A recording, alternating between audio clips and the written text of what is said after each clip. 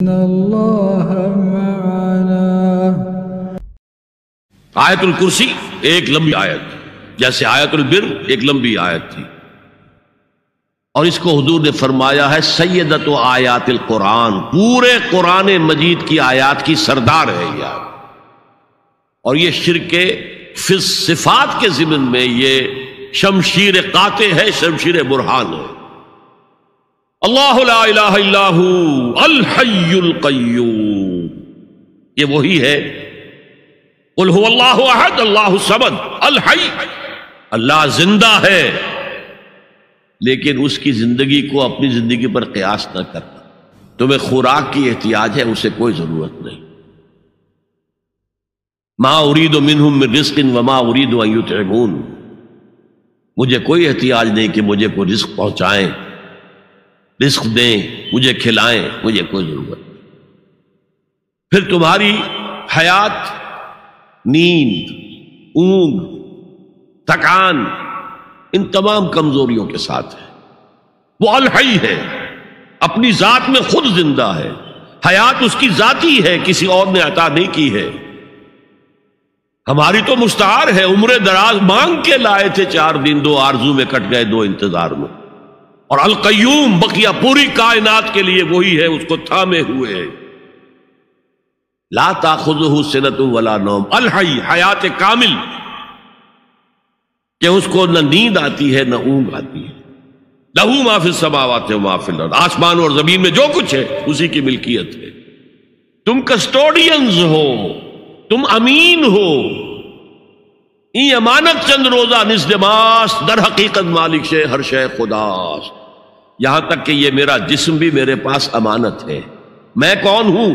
میری خودی، میری انا، میری روح جو پوزیس کرتی ہے اس بدن کو، لیکن یہ پوزیشن ملکیت کا نہیں ہے، امانت کا ہے۔ ای امانت، یہ ہاتھ بھی امانت ہے، میری زبان بھی امانت ہے، میری آنکھیں بھی امانت ہے۔ من ذا الذی یشفع عندہ الا باذنہ، یہ یہاں پر انداز بڑا پرجلال۔ کون ہے وہ جو شفاعت کر سکے اس کے دربار میں مگر اس کے اذن سے؟ کسی کا ذاتی، کسی کا زور، کسی کا اختیار نہیں ہے کہ جس کی بنا پر وہ شفاعت کرے، ہاں اللہ کے اذن سے۔ اور دوسری جگہ پر آتا ہے جس کے لیے وہ چاہے گا اور جس کو اجازت دے گا،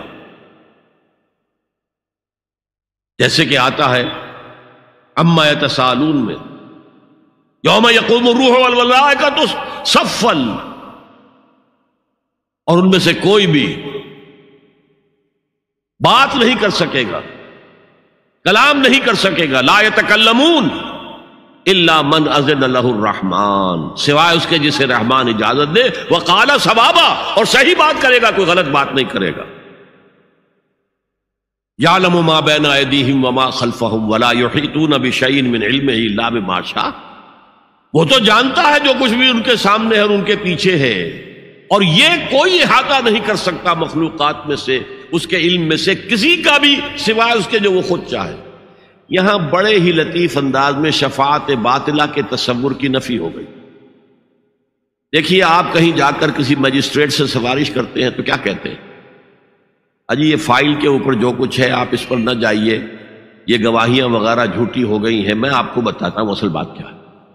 اللہ کے سامنے کوئی یہ کہہ سکے گا اے اللہ تیرے علم میں نہیں ہے، میرے علم میں ہے؟ یعلم ما بین ایدیہم وما خلفہم، وہ تو جانتا ہے جو کچھ ان کے سامنے اور جو کچھ ان کے پیچھے ہے۔ ولا یحیطون بشیء من علمہ الا بما شاء، اور ان میں سے کوئی بھی، جیسے کہ میں ابھی بتا چکا ہوں، بریلوی مکتب فکر بھی کہہ رہا ہے کہ اللہ کا دیا ہوا علم ہے، محمد رسول اللہ کا جتنا ہے، لا محدود نہیں ہے، محدود ہے، قدیم نہیں ہے، حادث ہے۔ تو جتنا اللہ چاہتا ہے، جس کے لیے جتنا چاہتا ہے، لیکن اس کے علم میں سے احاطہ نہیں کر سکتا کوئی مگر جو وہ چاہے۔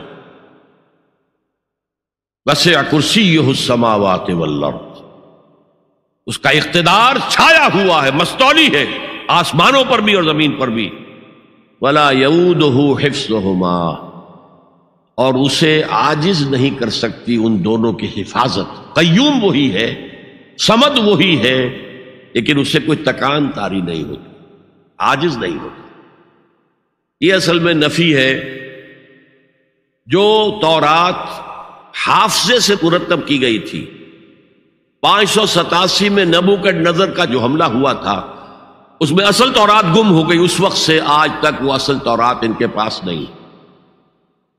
پیریڈ آف کیپٹیوٹی سے واپس آئے ہیں بیت المقدس میں، سائرس کے لطف و کرم کی وجہ سے، ذوالقرنین کے لطف و کرم کی وجہ سے، پھر یادداشتوں سے لوگوں نے وہ تورات مرتب کی ہے، تو اس میں انسانی فکر شامل ہو گیا۔